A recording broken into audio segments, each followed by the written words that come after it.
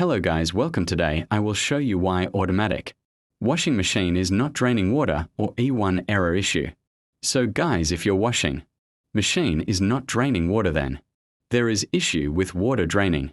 Pump to check if your water drainage pump is working or not. First check it with hands that appear at bottom front.